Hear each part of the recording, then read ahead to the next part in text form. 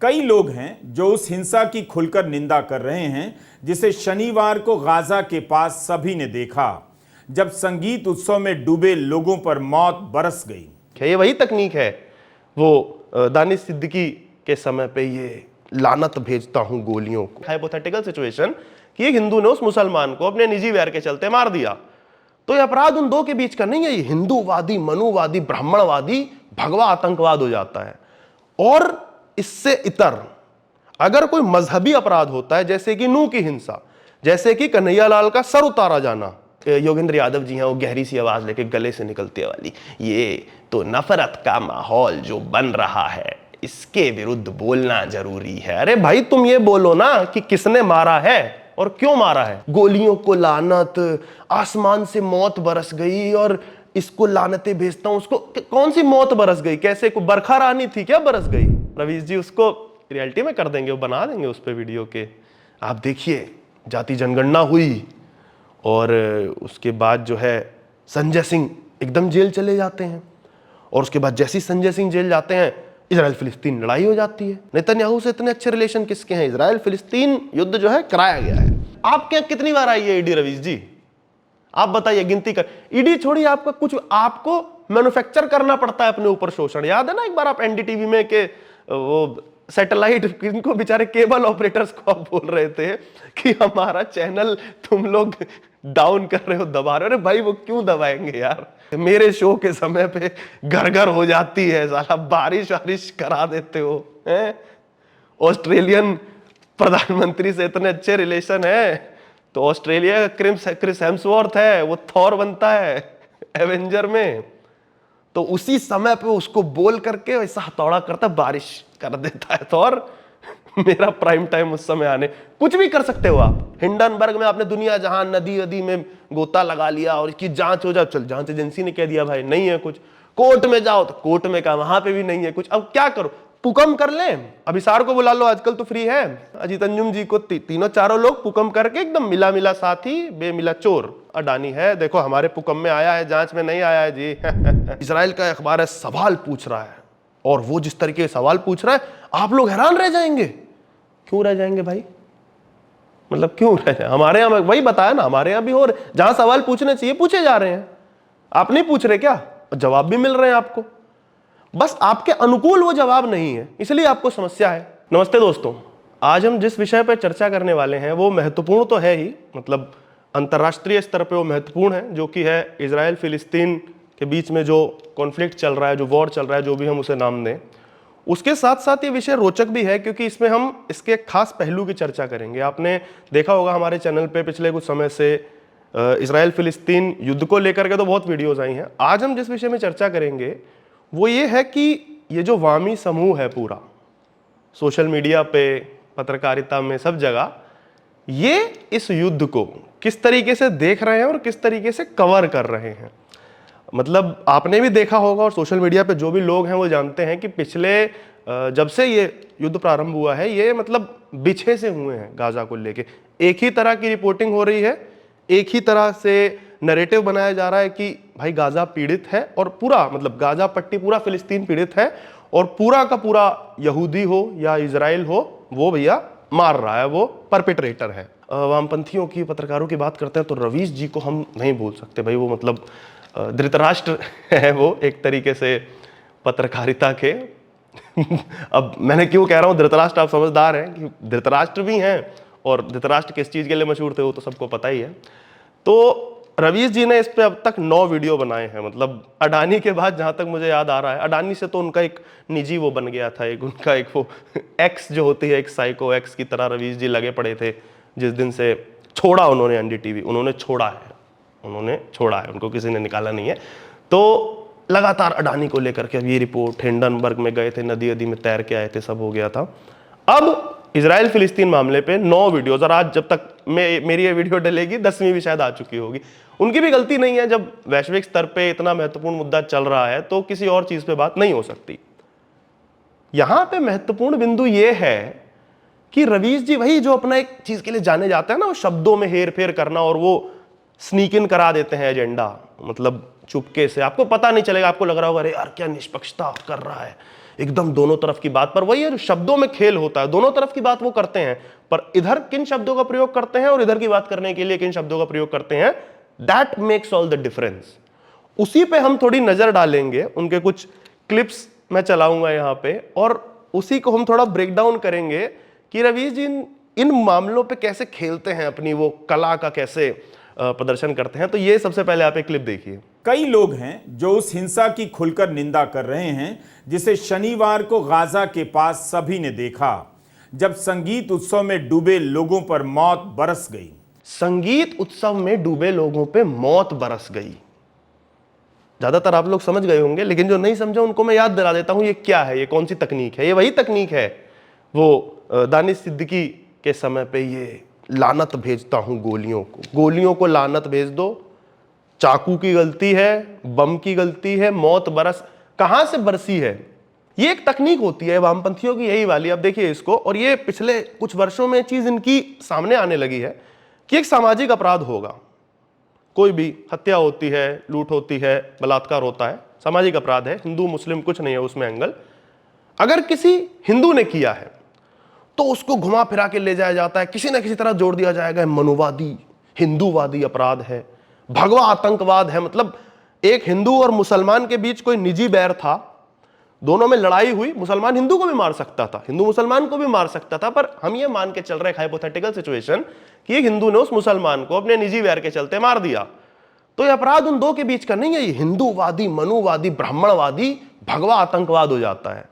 और इससे इतर अगर कोई मजहबी अपराध होता है, जैसे कि नूह की हिंसा, जैसे कि कन्हैयालाल का सर उतारा जाना, अब उसमें क्या होता है, उसमें शब्द देखा करिए कभी इनके, नफरत है, ये तो ये घृणा समाज में फैल गई है, ये बुराई है, हमें ये एक वो आ जाता है ना, अपने योगेंद्र यादव जी हैं, वो गहरी सी आवाज लेके गले से निकलती है वाली, ये तो नफरत का माहौल जो बन रहा है, इसके विरुद्ध बोलना जरूरी है। अरे भाई तुम ये बोलो ना कि किसने मारा है और क्यों मारा है।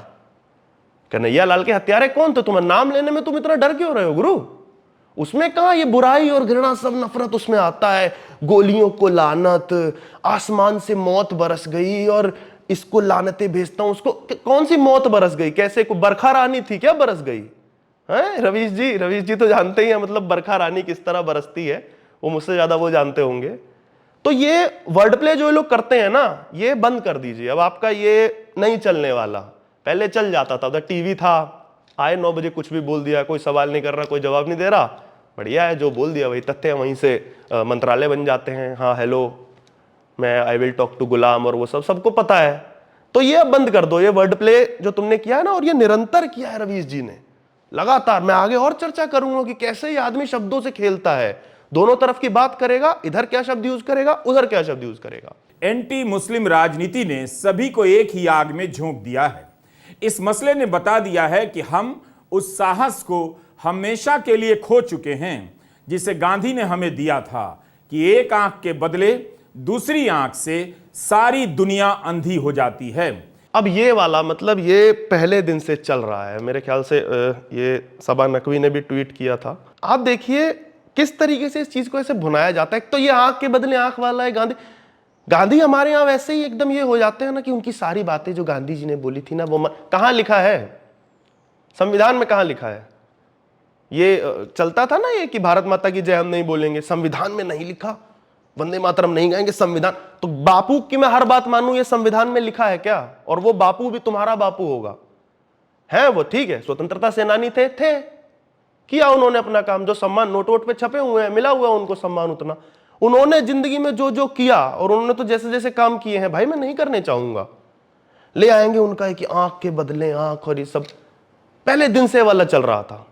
उस समय नहीं चला जब वही आसमान से मौत बरसी थी, किसने बरसाई थी, उस समय नहीं चला ये आंख के बदले आंख।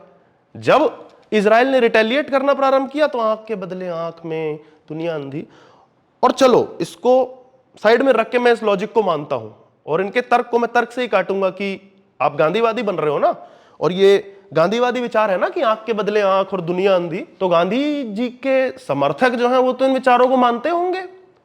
क्या हुआ था उनकी हत्या के बाद, महाराष्ट्र में चित्पावन ब्राह्मणों का नरसंहार हुआ था, ये नहीं बताएंगे, ये नहीं छपा था कि नहीं कथित इनके बड़े बड़े अखबारों में। तब आंख के बदले आंख वाला लॉजिक कहां गया था? डॉक्टर नारायण सावरकर, वीडी सावरकर के भाई, भारत का पहला मॉब लिंचिंग का केस, उस आदमी को भीड़ ने पीट पीट के मार दिया। गांधी के समर्थक थे वो, कांग्रेस के समर्थक होंगे या जो भी, एक ही बात है। इसकी बात नहीं होती। चोर की मॉब लिंचिंग हो जाती है तो भैया अरे मुसलमान की मॉब लिंचिंग नहीं थी, वो चोर की हुई है। जो असली मॉब लिंचिंग है उसकी चर्चा, भारत की पहली मॉब लिंचिंग, उनकी मृत्यु हो गई थी बाद में उसी वजह से। कहां है आंख के बदले आंख वाला, कहां है लॉजिक ये? तो ये चेरी पिकिंग करना बंद कर दो कि यहां पे लगाएंगे वहां नहीं लगाएंगे, ये रहने दो, ये अब नहीं चलने वाला। इजराइल की शान थी कि उसके पास हथियारों, जासूसी उपकरणों से लेकर मिलिट्री ट्रेनिंग का ऐसा तंत्र है कि कोई उस पर हाथ नहीं डाल सकता। हमास ने इजराइल की यह शान मिट्टी में मिला दी है। उसकी सीमाओं में बुलडोजर लेकर चले आने, पैराग्लाइडिंग से गोली चलाते हुए उतरने वाले हमास के वीडियो किसी हॉलीवुड की फिल्म से लगते हैं। लगा नहीं कि यह उस देश में हो रहा है जहां 18 साल से ऊपर के हर नागरिक को सेना में सेवा देनी पड़ती है। इजराइल ने हर नागरिक को सैनिक में बदल दिया है। इसके बाद भी हमास इस तरह से घुसा चला आया जैसे इजराइल में सेना ही ना हो। ये वीडियो खासकर मैं देखते देखते मुझे अचानक से लगा कि मैं यार ये आदमी क्या बोलने लगा है, क्या? मुझे लगा मैं हमास के प्रवक्ता का कोई चैनल खोल लिया क्या मैंने? मतलब मन कर रहा था इस पर लिख दूं कि भाई असली आईडी से आओ, हमास के स्पोक पर्सन। ये आतंकियों की पीआर एजेंसी बन गए हैं क्या रवीश जी? ये किस तरीके की बात थी? ये कैसे बयान कर रहे हैं उस आतंकी हमले को? ये कौन सी पत्रकारिता है भाई? एक वाक्य में बात समाप्त हो सकती थी कि इजराइल की सुरक्षा एजेंसियां चूकी हैं। वो उन्होंने भी माना है, पूरी दुनिया बोल रही है। जितने लोग जियोपॉलिटिक्स पढ़ते हैं वो सब हैरान है इस बात से कि यार मोसाद कैसे चूक गए इन चीजों उससे। तो ये बात है, सुरक्षा एजेंसी में चूक है, लेकिन ये जो इन शब्दों का इस्तेमाल इन्होंने किया है, मिट्टी में मिला दिया, हॉलीवुड की फिल्म जैसा लग रहा था, उससे ग्लाइडर से उतर गए, और ये मतलब ऐसा प्रतीत हो रहा है ये एंजॉय कर रहे थे। और कोई बड़ी बात नहीं है, कर भी रहे हो। ये किस तरीके का एक्सप्लेनेशन था भाई? ये कौन से जर्नलिज्म स्कूल में इन्हें सिखाया गया है? मैं वैसे तो रवि जी से कब से पूछ रहा हूं, उनका जर्नलिज्म जो वो करते हैं और कौन से जर्नलिज्म स्कूल में सिखाया जाता है। मुझे तो ये देख के मतलब एक तरीके से शर्म आती है। जो ये कह देते हैं ना गोदी मीडिया तो चिल्ला देते हैं, इनसे शर्म आ रही है। विदेश में अगर कोई इस तरीके की, कोई यहूदी इजराइल का बंदा बिना किसी संदर्भ के इस आदमी का ये अगर देखता है, वो हिंदी समझता है, अगर वो इतना पार्ट देखेगा, वो क्या सोचेगा यार? ये क्या मतलब, एक आतंकी हमला हुआ और ये इस तरीके से बयान कर रहा है कि चूक हुई। हाँ ठीक है, चूक हुई, पता है, मिट्टी में। आप सोचिए, हम अपने संदर्भ में अगर मैं लेके देखूं, 26/11 की रिपोर्टिंग समझिए इस तरीके से होती कि अरे कसाब आया और सुरक्षा एजेंसियों के पूरे एकदम सुरक्षा को मिट्टी में मिला दिया और भून दिया था, ऐसे करके गोलियां चला रहा था सीएसटी पे, और ताज होटल में जो बम मारे हैं एकदम भमाभम कर दिया। सोचिए अगर एक आदमी 26/11 जो कि सबसे वन ऑफ द मोस्ट, जिसे कहेंगे भयावह आतंकी हमला था हमारे देश, उसकी कोई इस तरीके से रिपोर्टिंग करता, आपको कैसा लगता? और एक और लेयर चढ़ा के उस पर सोचिए, किसी का कोई सगा संबंधी ताज होटल में होता या इस कायरतापूर्ण आतंकी हमले में मारा गया होता, वो इस रिपोर्टिंग को सुनेगा तो किस तरीके से रिएक्ट करेगा कि यार तुम मजाक बना रहे हो क्या उनकी मौत का? मतलब चीप रिपोर्टिंग थी, अगर मैं एक फ्रेज में कहूं तो। अब इनसे बोले कोई, अब मिट्टी में मिल रहा है गाजा, कैसा लगेगा आपको? हाँ, आपने बोल दिया उनकी मिट्टी में मिला दिया उनकी सुरक्षा को, अब वो मिट्टी में मिला रहे हैं रिटेलिएट करके। अब जाओ, वो गिरा है ना बम पे बम, वो जो राख बनी है उसको उठा के ले आना, दांत मान के कुल्ली कर लेना रवीश। सीरिया गृह युद्ध के 3 साल पुराने वीडियो को अभी का बताकर फैलाया जा रहा है। ब्लूटिक प्राप्त एक्स अकाउंट ने इजिप्ट की सेना के अभ्यास के वीडियो को हमास का हमला बताया। 3 दिन पुराने संगीत कार्यक्रम में भीड़ के वीडियो को हमास के हमले वाले कार्यक्रम के रूप में दिखाया गया। किसी पुराने वीडियो में यहूदियों की पारंपरिक पोशाक पहने हुए कुछ लोग भाग रहे हैं, उसे हमास के हमले से जोड़कर दिखा दिया गया। वीडियो प्रोपेगेंडा के नाम पे बहुत कुछ हो रहा है, दोनों तरफ से हो रहा है। इजराइल इस क्षेत्र में थोड़ा स्ट्रांग है, हमास भी कम नहीं है। ये बात जान, इजराइल हाँ सबको पता है और ये कोई नई बात नहीं, और वो लोग इसको लेकर के को छुपाते भी नहीं कि नहीं हम नहीं करते, वो करते हैं, बोलते हैं भाई सीधी सी बात है। आज का जो समय है केवल गोली बंदूकों से लड़ाई नहीं जीती जा सकती, तो वो है, वो अपना हर तरीके का साम दाम दंड भेद अपनाते हैं, हमास भी अपनाता है। यहां इन्होंने कि अरे ऐसी वीडियोस आ रही हैं, ये फर्जी वो फर्जी, दूसरी तरफ की बात नहीं की। वो जो गुड़िया को लेकर के जाया जा रहा था, सबने देखी ना वो वीडियो, और उसकी गलती से उन्होंने पोस्ट कर दी थी हमास के हैंडल से, और उसके बाद उसको डिलीट किया बाद में, वो नहीं दिखाया। भूकंप का 2014-2016 की फोटो है, उसमें बच्चे को इस तरीके से दिखा रहा है, उसको आज का बता के दिखाया कि देखो इजराइल ने बम मारा, देखो बच्चा मर गया। अरे 2016 भूकंप की फोटो है वो, उस पे इन्होंने कुछ नहीं बोला। ये निष्पक्ष पत्रकारिता है, वही जो मैं बात कर रहा था कि दोनों तरफ की बात करने को लेकर के कि इधर का पूरा सब ये चल रहा है अरे उनका भी बताओ ना तुम। इंफॉर्मेशन वॉरफेयर के दौर में ये चीज आम है, दोनों अपने अपने स्तर पे चीजें करेंगे, और इस बात से भी आप नकार नहीं सकते इस चीज को कि हमास कर रहा है उस तरीके की चीजें। अभी अस्पताल वाला मामला था, उस पर मैं आगे चर्चा करूंगा, अभी तक नहीं क्लियर हुआ ना किसने बम गिराया था। गिराया होगा इजराइल ने, लेकिन हम श्योरिटी से नहीं कह सकते। हमास ने गिराया ये भी श्योरिटी नहीं है। अब इन चीजों पे लोग खेल जाते हैं ऐसे वामपंथी। ये वही है फैक्ट चेक का पुराना तरीका, ये जुबैर करता है ना छिलगोजा जैसे, कि एक तरफ की वीडियो लाएगा कि ये तुमने पुरानी वीडियो चलाई और तुम दंगे भड़काना चाहते हो, ये चाहते हो वो चाहते हो, और दूसरी तरफ का जो फैक्ट चेक करेगा वो मीम का फैक्ट चेक कर देगा। ये भी देखा है हमने। तो यहां पे इधर तो रवीश जी ने मीम तक का नहीं किया, एक तरफ का ही बता दिया देखो फर्जी वीडियो चल रही हैं, ये हो रहा है वो हो रहा है। दूसरी तरफ से भी चल रही है ना, वो भी बता देते आप। अब वो पीड़ित है, हमास पीड़ित है, गाजा का मैं कैसे दिखाऊंगा, गाजा तो पीड़ित है ना, तो पीड़ित है तो वो प्रोपेगेंडा नहीं कर सकता क्या? हमास तो लगा हुआ है ना, रॉकेट तो वो भी छोड़ रहा है। इस पूरी वीडियो में इन्होंने यही बात की है कि कैसे फेक न्यूज का वो चल रहा है सिलसिला इधर का उधर का, लेकिन हमास द्वारा एक नहीं मिली इस आदमी को शेयर। ऐसा मैं मान नहीं सकता कि हमास द्वारा एक भी साझा की हुई फर्जी वीडियो इसको नहीं मिली हो, या अगर मैं इस बात को मानूं तो और बड़ी विडंबना हो जाती है कि भाई ये कैसी टीम रख रखी है रवीश जी, मतलब ये आईएमसी वाले हैं क्या रिसर्च जो करते हैं तुम्हारे लिए? एक वीडियो नहीं मिल पाई तुमको, भरा पड़ा है ट्विटर यार, हैशटैग इजराइल फिलिस्तीन वॉर, इजराइल फिलिस्तीन वीडियो डालोगे ना खत्म नहीं होंगी, इतना बड़ा है। एक नहीं मिल रही तुमको सारी वही मिल रही है। तो ये बताता है कि किस तरीके की पत्रकारिता हो रही है, क्या तुम्हारी मंशा है इसके पीछे। यहां पे अपने इस पोस्ट में लिख रहे हैं, और उन्होंने वीडियो में भी अपने में बोला है कि फर्जी पुराने वीडियो फैलाकर एंटी मुस्लिम प्रोपेगेंडा फैलाया जा रहा है, मतलब भारत में फैलाया जा रहा है। तो मैं इनको बता दूं रवीश जी, नहीं, पुराने वीडियो इस्तेमाल करने की कोई जरूरत नहीं पड़ती है ऐसे मामलों में। और रोज नए वीडियो दे देते हैं, कंटेंट की कमी नहीं है। एएमयू में मार्च निकाल रहे हैं, मैंने बताया ना फिलिस्तीन के लिए, रिपोर्टर से बोल रहे हैं वो कि फिलिस्तीनी बच्चा वहां मरता है, वो मतलब पैदा होता है, मरने के लिए पैदा होता है, तुमको नहीं पता, ऐसे नहीं चलता, वहां पे तो एकदम लड़ रहे हैं। तो ये तुम क्या वो कर रहे हो, पुरानी वीडियो निकाल ले, ये सब चल रहा है, आपको नहीं दिख रहा होगा, आप उतरते नहीं है ना ग्राउंड पे। वो ग्राउंड पे आप उतरते हैं तो कहां उतरते हैं वो भी मैं आगे चर्चा करूंगा। इसमें भी इन्होंने एक चीज बहुत रोचक बोला है ग्राउंड पे उतरने को लेकर के।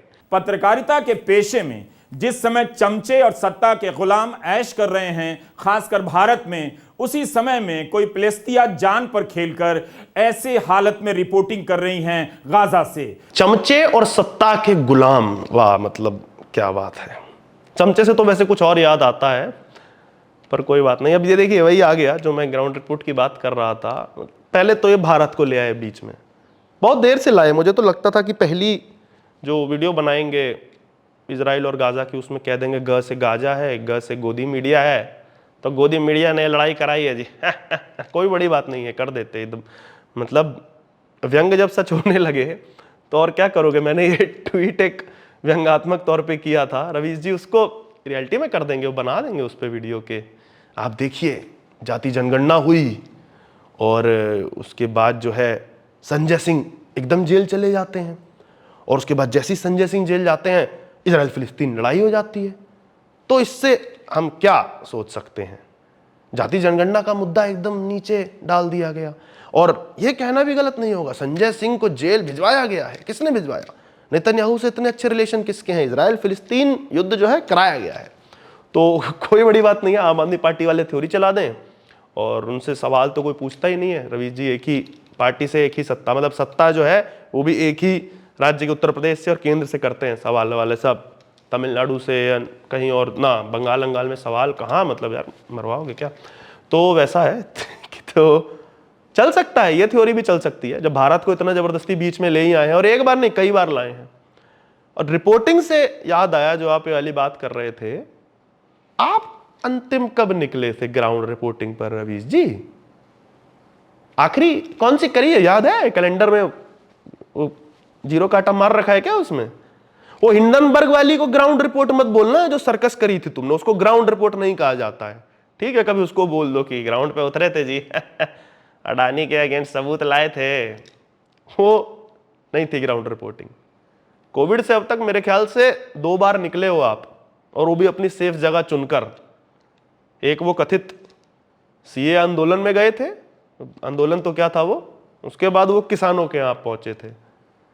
तो दिख रहा है कौन कितनी पत्रकारिता कर रहा है, घुमा फिरा के वही गोदी मीडिया का तुरब आपको मार देना है हर जगह। अब मत किया कीजिए, आपके सब चित्र वित्र दिख गए हैं भाई, कौन गोदी है कौन क्या है, सबको दिखा है, कौन कौन से मंचों पे आप किनके खड़े थे, किनके साथ सेल्फियां ले रहे थे, यात्राएं निकल रही हैं। तुम बंद कर दो ये, आप भी कुछ इतनी कुछ पत्रकारिता कर नहीं रहे हो, कमरे में बैठकर आप भी कर रहे हो, तो ये गोदी एंकर और ये सब करना बंद कर दीजिए। इसका शीर्षक पढ़कर आप भारत में डर सकते हैं कि कहीं ईडी घर ना आ जाए, लेकिन इस अखबार ने बाकायदा यह कहते हुए छाप दिया है कि नेतन्याहू गैंग लीडर हैं, वे इजराइल के प्रधानमंत्री नहीं रह सकते। ये संपादकीय देखिए, इसकी हेडिंग इस तरह से लिखी गई है कि नेतन्याहू अभी इस्तीफा दें। ये देखो फिर वही, मतलब अब विक्टिम और वो एकदम साथ में चलता है इनका।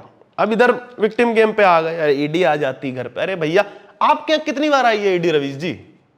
आप बताइए, गिनती कर। ईडी छोड़िए, आपका कुछ आपको मैन्युफैक्चर करना पड़ता है अपने ऊपर शोषण। याद है ना एक बार आप एनडीटीवी में के वो सैटेलाइट किनको बेचारे केबल ऑपरेटर्स को आप बोल रहे थे कि हमारा चैनल तुम लोग डाउन कर रहे हो, दबा रहे हो। अरे भाई वो क्यों दबाएंगे यार, उनको क्या मतलब है? एनडीटीवी चले, जी चले, आज तक चले, उनकी भला से कुछ ना चले या सारा चले, उनका काम है पैसा कमाना। आपने उन बेचारों को घेर लिया था कि अरे केवल ऑपरेटर एनडीटीवी नहीं चलने देते, मेरे शो के समय पे घर घर हो जाती है, साला बारिश वारिश करा देते हो हैं? ऑस्ट्रेलियन प्रधानमंत्री से इतने अच्छे रिलेशन है, तो ऑस्ट्रेलिया का क्रिस हेम्सवर्थ है, वो थॉर बनता है एवेंजर में, तो उसी समय पे उसको बोल करके ऐसा हथौड़ा करता, बारिश कर देता है थॉर। मेरा प्राइम टाइम उस समय आने, कुछ भी कर सकते हो आप, आपने किया है ये सब। तो ये क्या यार, विक्टिम, मजा नहीं आता इसमें। फिर वही ईडी भेज दी जाती। मैं बताइए ना कितनी बार आपके आइडिया, 10 साल से आप सेम पत्रकारिता कर रहे हो भाई, वही आपको एक कुछ ऐसा नहीं दिखा आपको इस सरकार में कि भाई कोई कह दे गलती से आकर के कि यार इस सरकार ने कुछ नहीं किया है, बर्बाद है, बर्बाद कर दिया। 2014 से अब तक बर्बाद हो चुका है देश। अच्छा खासा सूट वूट पहन के एकदम बना रहे हो, 1080p में डालते हो वीडियो, कहां पैसा बरस रहा है। तो ये मत किया कीजिए भाई, कहां किसको क्या दबाया जा रहा है? आपने सब किया ना, आप ये अडानी भी कर रहा, दुनिया जान का आपने राफेल किया, अब नहीं निकल पा रहा तो भाई कहां से लाएं? जांच एजेंसियों को नहीं, आप बोलते हो जांच कराओ अडानी, हो गई जांच, पकड़े बैठे हो आप अडानी को, कोर्ट ने बोल दिया भाई नहीं है, जांच ने बोल दिया ना, मानूंगा नहीं मैं। ये मीम है ना, मतलब ये चरितार्थ करता है आपको एकदम ही। वो साइकिल चला रहा है, खुद ही अपने में डंडा डाल के में गिर गए हो, अपनी समस्या खुद ही पैदा करते, फिर उस पर रोते हो। यार आपका चैनल बिका, ठीक है, आपके बॉस ने बेचा, अब आपको पहली बात किसी ने निकाला नहीं था, आप क्लेम करते हैं ये, ठीक है, कि आपने खुद छोड़, किसने निकाला? मत छोड़ते ना, खुद छोड़ के गए। वही जो मैं कह रहा था, साइको एक्स की तरह आपको सुबह शाम है अडानी अडानी अडानी में मतलब पिले पड़े हो यार। ये सठियाने की शुरुआत है, बता रहा हूं मैं आपको, मत करो भाई। क्या क्या मिल रहा है आपको इससे? आप देखिए, आपके मन का कुछ, हिंडनबर्ग में आपने दुनिया जहां नदी वदी में गोता लगा लिया और इसकी जांच हो जाए, चल जांच एजेंसी ने कह दिया भाई नहीं है कुछ, कोर्ट में जाओ तो कोर्ट में कहा वहां पे भी नहीं है कुछ। अब क्या करो? पुकम कर ले, पुकम कर लो। अब आप हो गए वो, अभिसार को बुला लो, आजकल तो फ्री है तो, और पुण्य प्रसून वगैरह जो भी ये रहते हैं, अपने उनको बुला लेना, अजीत अंजुम जी को, तीनों चारों लोग पुकम करके एकदम मिला मिला साथी बेमिला चोर। अरे अडानी सबका ऐसे, आज ये वाला आ गया तो अडानी है, देखो हमारे पुकम में आया है, जांच में नहीं आया है जी। अब यही बचा है। वही यार, मतलब फूके कारतूसों की तरह हो गए हो आप कि कोई ध्यान नहीं दे रहा। अब वॉच टाइम बढ़ाना है वीडियो का, तो हर बार अब वीडियो में सुमड़ी में बोल देते हो धीरे से कि एंड तक देखिएगा जी। वो सबको पता है क्यों देखने को बोला जाता है एंड तक। हमें भी पता है रवि जी। अब पता है आपका अंतिम क्या बचा है, तो लास्ट में आप यही आएंगे ट्विटर पे कि देखो ये वो व्हाट्सएप फॉरवर्ड आते हैं ना, बहुत व्हाट्सएप यूनिवर्सिटी करते हो ना, वही व्हाट्सएप फॉरवर्ड करते हुए दिखोगे, वही लिखा करोगे, अगर आप अपनी मम्मी से प्यार करते हैं तो ये वीडियो जरूर देखें एंड तक। अगर ये आपने 100 लोगों को वीडियो शेयर नहीं किया तो बाथरूम में फिसल के गिर जाओगे। अरे भाई मत करिए, आप अच्छी पत्रकारिता करिए, करते रहिए, देख लेंगे लोग। और है 7.5 मिलियन आपका सब्सक्राइबर हो गया है, पत्रकारिता करते रहिए, आरोप लगाते रहिए, कोई नहीं रोक, कोई ईडी नहीं आएगी आपके घर पे, टेंशन मत लीजिए। जैसा कहते थे ना पहले, टेंशन मत लीजिए, गाना गाइए, रंबा हो संबा, तो आप भी टेंशन मत लीजिए, अब आप गाना गाइए। ये करना छोड़ दिए, क्योंकि ईडी नहीं आ रही है तो बार बार के वही संजय सिंह वाला कर करके कि मुझे गिरफ्तार करके दिखाओ, ऐसे कैसे तुमने सबको, तो अब आपको शायद मुझे लगता है इंफीरियर फील होता होगा, इसलिए आप ये ज्यादा करते हो। एक वो होता ना पार्टी में, एक दोस्त लेफ्ट आउट फील करता है कि यार ये अभिसार भी चला गया, इसकी कंपनी ये चीन में पकड़ी गई, इसका भी पैसा ऐसा पकड़ा जा रहा है, मालिक साहब का भी ये हो गया, यार मुझे नहीं पकड़ रहे। तो आपको हो सकता है सब आपको मिलके बुली करते हो, खैर रवीश जी यार एक जांच नहीं बैठी, तो या तो आप इसलिए चाह रहे हैं कि अब जांच बैठ जाए तो आप सच्चे पत्रकार साबित हो, देखो मुझ पे भी जांच आई। जिनके साथ गलत हो रहा है, पत्रकारिता जो लोग कर रहे थे उनके साथ जो हुआ है, उस पर आप एक शब्द नहीं बोले हो। मनीष कश्यप की मैं बात कर रहा हूं। तो जिनके साथ सच में हो रहा है उनके लिए ना कोई बोलने वाला है, ना कोई वो करने वाला है। आप जिनके साथ हो नहीं रहा कुछ भी, 10 साल से एक ढर्रा पकड़ के रिपोर्टिंग कर रहे हो, उनमें ईडी भी डाल दो, सीबीआई भी और एफबीआई दुनिया जहान का डाले दे रहे हो, कोई फायदा नहीं है इसका। बताइए, ये अखबार आंतरिक सुरक्षा मंत्री को गैंग लिख रहा है, प्रधानमंत्री को गैंग का लीडर लिख रहा है। इसका मतलब है कि वह देख रहा है कि सत्ता में बैठे लोग देश के लिए कम, अपने गैंग के हितों की रक्षा के लिए ज्यादा काम करने लगे हैं। क्या भारत का गोदी मीडिया ऐसा लिख सकता है? आगे इसमें ये जीव ये भी चाह रहा है कि मोदी को गुंडा लिखो, मतलब बोला नहीं इन्होंने, चाह ही यही रहे थे। तो गुंडा क्या, गुंडे से बहुत अधिक लिखा गया है, सबने लिखा है ना, आपके चहितों ने। आप भी तो गए थे वो किताब पुस्तक बेचने के, खून की दलाली और मौत का सौदागर और पता नहीं क्या क्या, सबने लिखा है ना, आप लोग ही तो बोला है सबने। 10 साल तक चलाया ना एजेंडा, 14 से पहले पूरे करियर बना लिए किताब बेच बेच के, ये लिख डाली बिना तथ्य की, सुप्रीम कोर्ट फेंक दे रहा है, क्या लाए हो ये। तो क्या ये लॉजिक है कि गुंडा लिखना चाहिए? मतलब इनडायरेक्टली आप कहना चाह रहे हो कि मोदी को गुंडा लिख दो, जैसे वो नेतन्याहू को उन्होंने गुंडा लिखा है। और मैं तो कहता हूं चलो हाँ वैसे लिखना चाहिए, मोदी मतलब गुंडा है कि गुंडे वाला, सारे काम गुंडों वाले ही करे।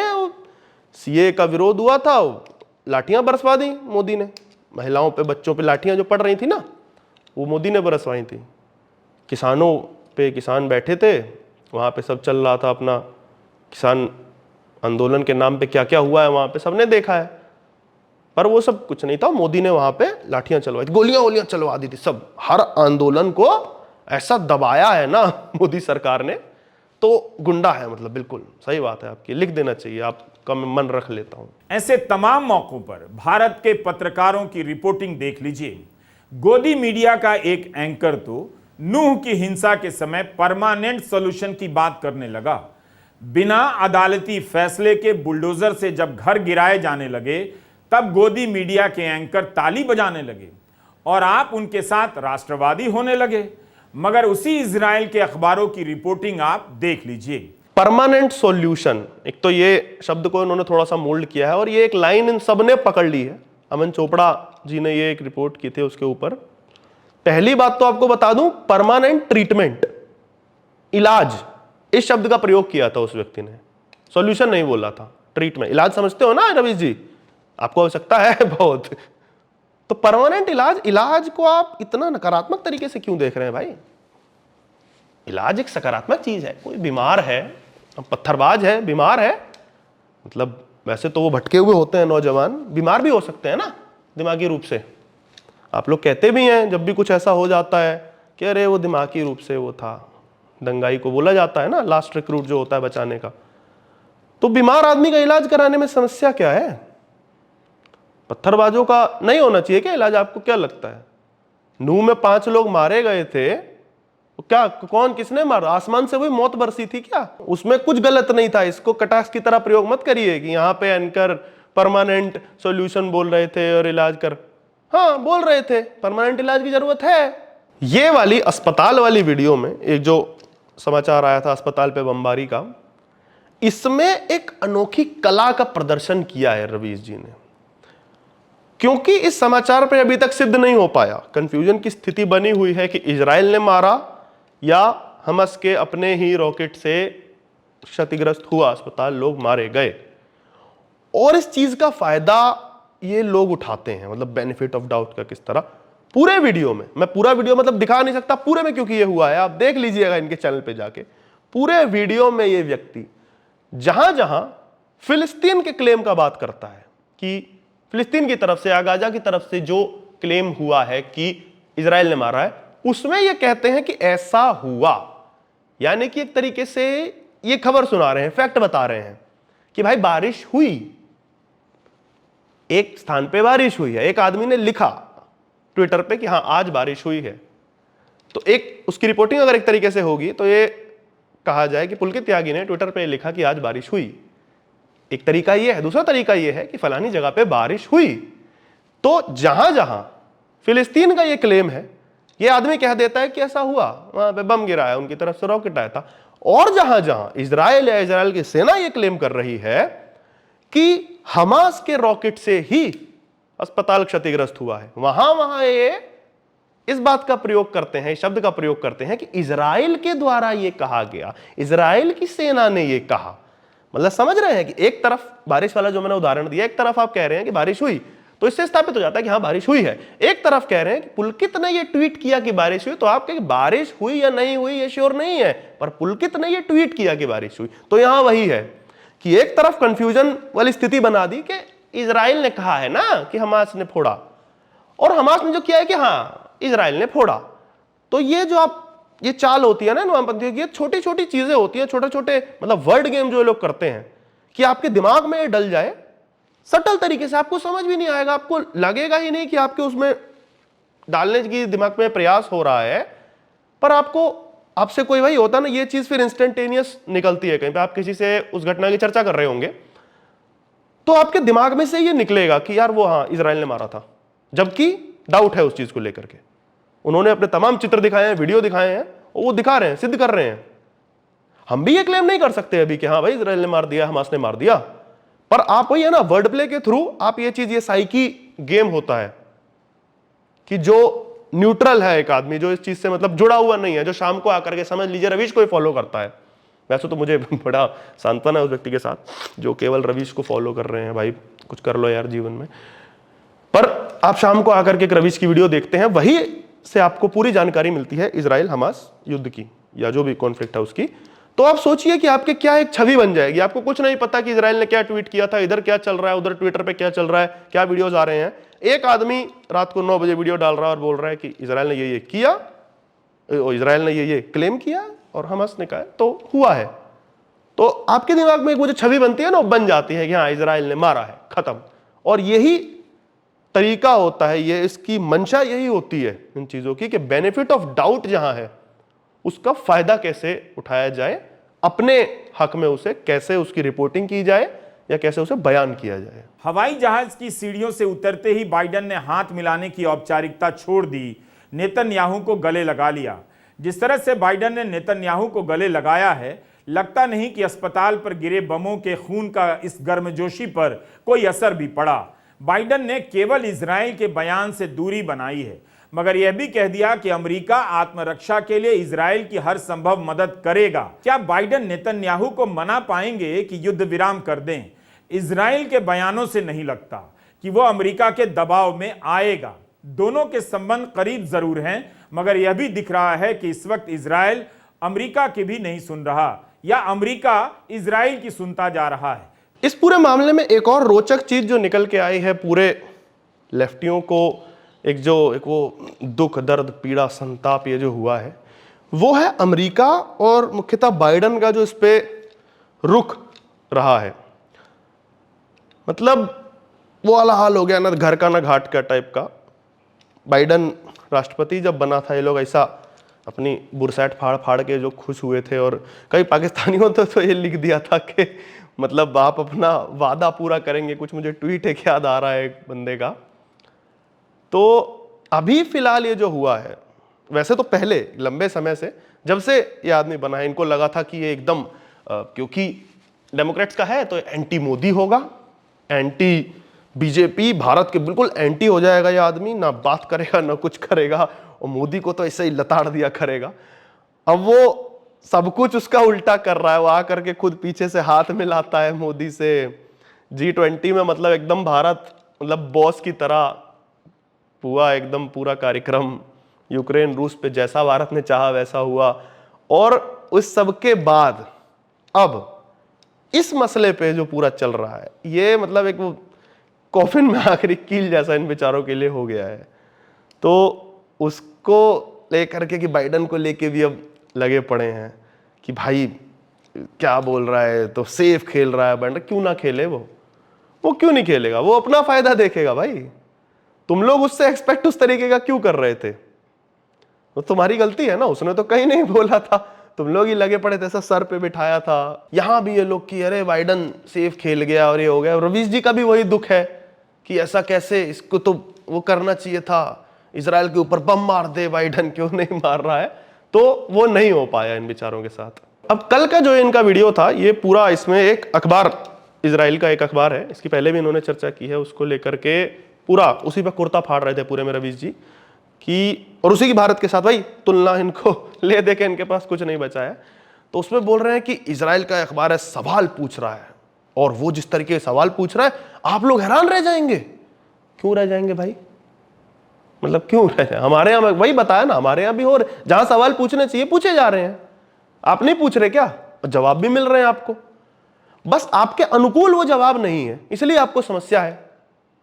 अडानी करके 7 मिलियन कर लिए जो आपने, कि सवाल, आप सवाल सुन के हैरान रह जाएंगे, यहां तो पत्रकारिता हो ही नहीं रही, ये नोएडा के न्यूज चैनलों की तरह है और ये उनकी तरह नहीं है, सवाल पूछते हैं असली में। तो मतलब आप नहीं पूछते क्या सवाल? ये तो आप पे ही, आप भारतीय हो ना, भारतीय पत्रकार हो ना, और सवाल भी पूछ रहे हो, तो आप पे ही एक मतलब शक की सुई जाती है। आप अगर ऐसा बोल रहे हो कि सवाल इन देख के आप हैरान रह जाएंगे, नहीं रहे हम हैरान। हर देश में होता है, हर पत्रकार पूछता है, आप पूछ रहे हो, जवाब वहां पे उनके अकॉर्डिंग मिलेंगे, यहां आपके अकॉर्डिंग नहीं मिल रहे तो आप खिसियानी बिल्ली हो जाते हो। कैसे सब खरीद लिया अडानी ने जी, सब बिक गया है, मेरा चैनल खरीद लिया, मुझे भी खरीद लोगे क्या? अरे किसी को इंटरेस्ट नहीं है। आप क्या कहता है, मुझे उतनी फाइनेंशियल टर्म पता नहीं है, जो डेप्रिसिएशन एसेट होता है, डेप्रिशिएटिंग एसेट, वो है आप। किसी को इंटरेस्ट नहीं है आपको खरीदने में। और वो अब आए थे ना शुरू में, मुझे नहीं खरीद पाओगे, खरीदना भी नहीं है, नहीं खरीदना भाई। जहां प्रश्न पूछे जाने चाहिए प्रश्न पूछे जाते हैं, केंद्र सरकार से भी, राज्य सरकारों से भी। नूह की हिंसा हुई थी, गृह मंत्रालय से भी सवाल पूछे गए कि क्यों इस तरीके का हुआ, क्यों भाई वहां पे सुरक्षा नहीं दी गई। खट्टर सरकार को भी घेरा गया था। हाँ, आपके अनुसार नहीं घेरा गया, आपके वाले मुद्दों पे नहीं घेरा जाता कि अरे अडानी को लेके बोलो, संसद में बोलो। आपके कहने से बोलेंगे क्या? वो दिन गए, बताया मैंने पहले भी, वो फोन वाले दिन गए, आपने नहीं बनाए मंत्रालय।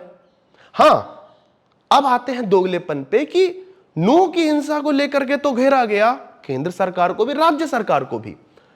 उदयनिधि स्टालिन ने जो घटिया बयान दिया था सनातन के ऊपर, उसमें आपने घेरा स्टालिन सरकार को। इसका उत्तर दीजिए। अब मनीष कश्यप की मैंने बात की, और बिहार में पुल गिरने का और तमाम तरीके के मसले हो रहे हैं, आप घेरा अपने तेजस्वी सरकार को या बिहार में नीतीश सरकार को। इसका उत्तर दीजिए। बंगाल का तो मैं पहले ही बता चुका हूं।